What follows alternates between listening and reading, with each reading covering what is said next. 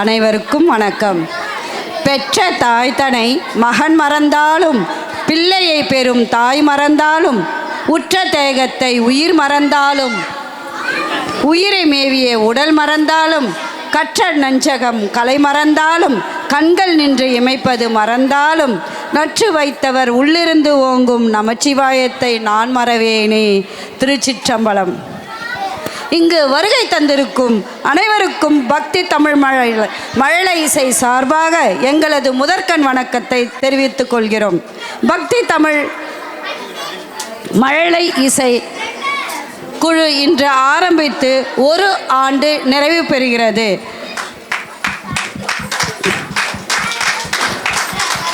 இங்கே நான் 6 வருடங்களாக இந்தியா, இங்கிலாந்து, Singapore, Malaysia, America, Ilangai, Bahrain போன்ற நாடுகளில் பெரியவர்களுக்குத்தான் வகுப்பு எடுத்து கொண்டிருந்தேன். லலிதா சகஸ்ரநாமம், லக்ஷ்மி சகஸ்ரநாமம், ஸ்ரீமன் நாராயணம், பகவத்கீதா, அது போன்ற பல வகையான வகுப்புகளை நடத்தி கொண்டு வருகிறேன். குழந்தைகளுக்கு மழலை இசை என்ற பெயரில் இந்தியாவில் உள்ள வகுப்புகளுக்கு ஞாயிற்றுக்கிழமை 4 மணிக்கு எடுப்பேன். அப்பொழுது ரேவதி மேடம் அவர்கள் தான் சொன்னாங்க, ஏன் நீங்கள் இந்தியாவில் இருக்கிற பசங்களுக்கு மட்டும் தான் எடுக்கிறீங்க, இங்கே இருக்கிற குழந்தைங்களுக்கு ஏன் எடுக்க மாட்டேன்றீங்க அப்படின்னு கேட்டாங்க. எனக்கு ஒரு பயம், இங்கன்னா வெள்ளிக்கிழமை எல்லாருமே தூங்குவாங்க. அப்புறமா அதான் இருங்க சொல்கிறது, பின்னாடி வருது, வெயிட் பண்ணு.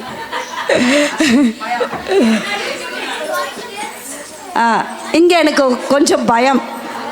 அதெல்லாம் வந்துட்டு எடுத்தோம்னா ஃப்ரைடேயில் எல்லோரும் ஊருக்கு வெளியில் போவாங்க. தேர்ஸ்டே எல்லாம் சுற்றிட்டு நைட்டு லேட்டாக படுத்து குழந்தைங்க எழுந்துப்பாங்க. ஆனால் பெரியவங்க எழுந்துப்பாங்களா? எழுந்துக்க மாட்டாங்க.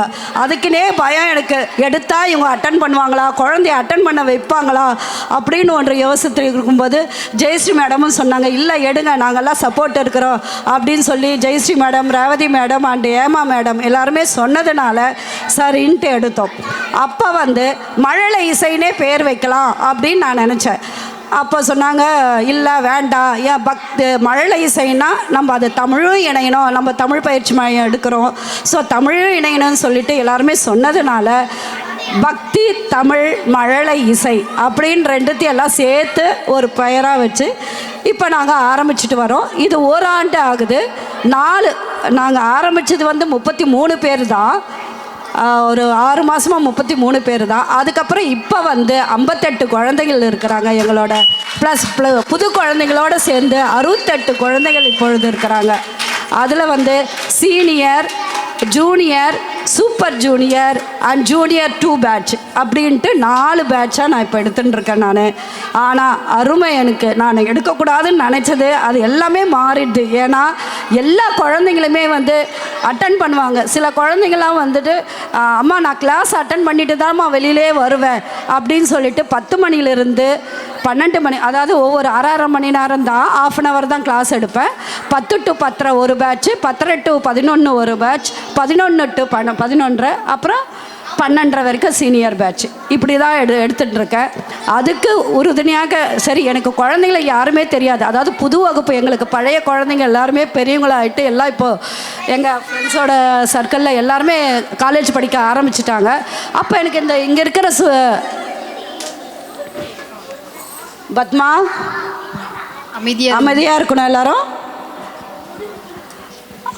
அப்போ எனக்கு எந்த குழந்தைங்களுமே தெரியாது. அப்போ சங்கீதா சொன்னாங்க, இல்லை நான் இருக்கிறேன், நான் எல்லா குழந்தைங்களும் நான் சேர்க்குறேன் அப்படின்னு சொல்லிட்டு அவங்க எல்லா குரூப்பை பிரித்து உடனே எங்கிட்ட எதுவுமே கேட்கல. யார் குழந்தைங்க இருக்காங்களோ, அவங்களுக்கு இன்ட்ரெஸ்ட் இருக்கோ இல்லையோ, எல்லாம் வேகமாக ஒரு குரூப்பை ஃபார்ம் பண்ணி அதில் அவங்க தான் லிங்க் ஓப்பன் பண்ணுறது, ரிவிஷன் கொடுக்கறதுன்னு இருந்தாங்க. ஏன் நான் மட்டும் செய்யணும் அப்படின்னு சொல்லிட்டு அருணாவையும் பரணியும் கூப்பிட்டு நீங்கள் ஒரு பேட்ச் பாருங்கள் அப்படின்னு சொல்லிட்டு அவங்க 3 பேருக்கு ஒரு பிரித்து கொடுத்துட்டா, சங்கீதா 2 பேட்ச் அவங்க தான் பார்க்குறாங்க. காலையில் ப்ராம்ப்டாக ஒரு 10 நிமிஷம் முன்னாடி அவங்களே, நான் போனோன்னு அவசியம் கிடையாது, அவங்களே ரிவிஷன்லாம் நேற்று நான் என்ன கிளாஸ் எடுத்தணும், மீன்ஸ் லாஸ்ட் வீக் என்ன கிளாஸ் எடுத்தனோ அதை அப்படியே அவங்க தொடங்கிடுவாங்க, எல்லாமே முடிச்சுடுவாங்க. அவங்க அந்த மாதிரி ரிவிஷன் நல்லா கொடுப்பாங்க. குழந்தைங்க அதனால் ரொம்ப நல்லா படிக்க ஆரம்பித்தாங்க. எனக்கு நிஜமாகவே ரொம்ப சந்தோஷம். ஏன்னா அவங்க நம்ம சொல்லிக் கொடுக்குறத அப்படியே வீட்டில் போய் பெரியவங்களும் நல்லா சொல்லித்தராங்க, அப்பா அம்மா எல்லாருமே சொல்லித்தராங்க. இதுக்கு எனக்கு பேருதவியாக இருந்த பெங்களூரில் இருக்கிற என்னோடய ஃப்ரெண்டு ரத்தி ஆடியோ கொடுப்பாங்க.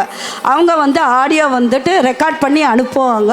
அதை வந்து நான் இங்கே குரூப்பில் போடுவேன். அதை வச்சுட்டு அவங்க ப்ராக்டிஸ் பண்ணுவாங்க. இது மாதிரி நிறைய கந்தசஷ்டி, திருப்புகழ் எல்லாமே. திருப்புகழ் ஏமா மேடம் எடுத்தாங்க, ஜெயஸ்ரீ மேடம் இனிமேல் கலந்துப்பாங்க. நிறைய சொல்லிக் கொடுக்கணும். அவங்களும் வந்து மெடிக்கல் ஃபீல்டு இருக்கிறதுனால அவங்களால இப்போ வர முடியல. இனிமேல் வந்து அவங்களும் எடுப்பாங்க. ரேவதி மேடம் அவ்வளோ பிஸி ஷெட்யூலில் வந்து எல்லா ஸ்லோகமும் நமக்கு வந்து எல்லாமே எடுத்து கொடுக்க ஆரம்பித்தாங்க. இதில் வந்து உறுதுணையாக இருக்கிற இந்த 3 பேருக்கும் நான் வந்து நன்றி சொல்கிறேன். உங்கள் பெற்றோர் சார்பாக வந்து நீங்களும் வந்து அவங்களுக்கு 3 பேருக்கும், சங்கீதா, பரணி, அருணாக்கு நன்றி சொல்லுங்கள். இதில் எல்லா பேரண்ட்ஸுக்கும் ரியலி ஹேட்ஸ் ஆஃப். எல்லாருமே வந்து கூட இருந்து கூடவே உட்கார்ந்து சொல்லித்தரீங்க. நிஜமாக எல்லா பேரண்ட்ஸுக்கும் என்னோட கைத்தட்டல்.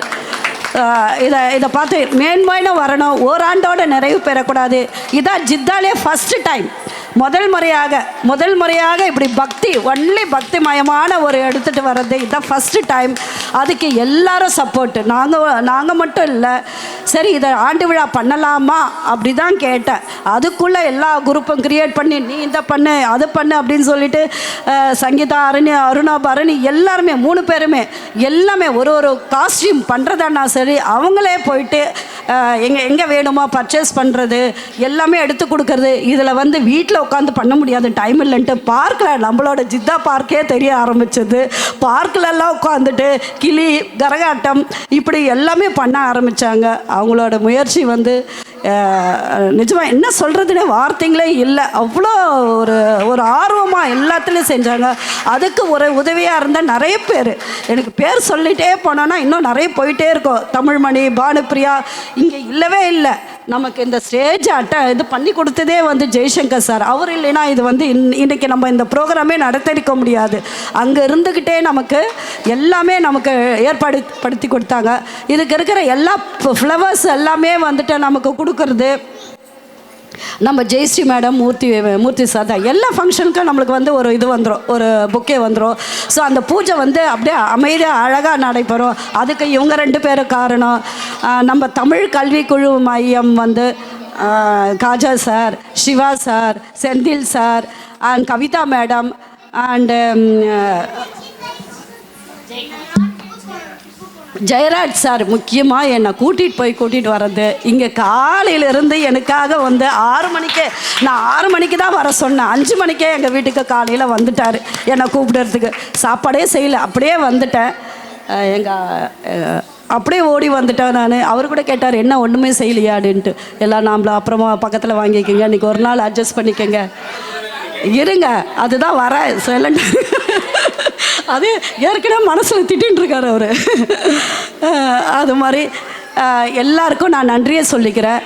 இதை வந்து 10 to 12 வெள்ளிக்கிழமைனா நான் 12:30 மணி வரைக்கும் இருப்பேன். அப்போ இவர் வீட்டுக்குள்ளே இருப்பாரா இல்லையான்னு எனக்கு தெரியவே தெரியாது. ஏன்னா மறந்துடுவேன். நான் கிளாஸில் உட்காந்துட்டு அவருக்கு டிஃபனே கொடுக்கறதில்ல, நானும் டிஃபனே சாப்பிட்றதே கிடையாது. 10 to 12 வரைக்கும் ஒன்றும் சாப்பிட மாட்டேன், அவருக்கும் கொடுக்க மாட்டேன். கிளாஸு எழுந்த உடனே பூஜை பண்ணிவிட்டு இந்த கிளாஸுக்கு உட்கார்றது தான்.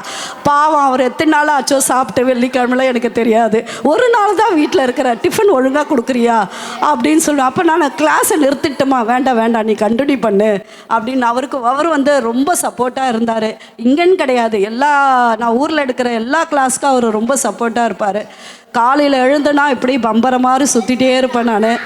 ஸோ எதுக்காக எல்லாரும் வந்து நல்லா இந்த பக்தி வரணும், ஞானம் வரணும் அப்படின்றதுக்காக தான் நான் வந்து அவ்வளோ இதுவாக. எனக்கு ஆப்சண்ட் ஆனால் மட்டும் பிடிக்காது, மற்றதெல்லாமே ஓகே தான் எனக்கு. அதனால் ஆப்சண்ட் ஆகாமல் எல்லா கிளாஸையும் நல்லா அட்டன் பண்ணுங்கள். மேன்மேலும் உங்கள் பக்தி, ஆர்வம் எல்லாமே வந்து வளரட்டும். இப்போ நமக்காக நன்றி, வணக்கம். அடுத்ததாக நம்ம ஜெயஸ்ரீ மேடம் அவர்கள் ஒரு அருமையான ஆன்மீகமான பேச்சு.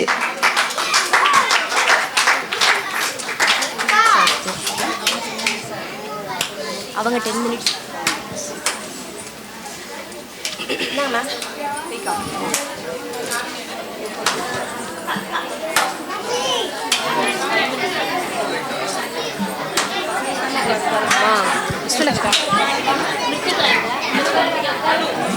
சத்யா கண்ணாடி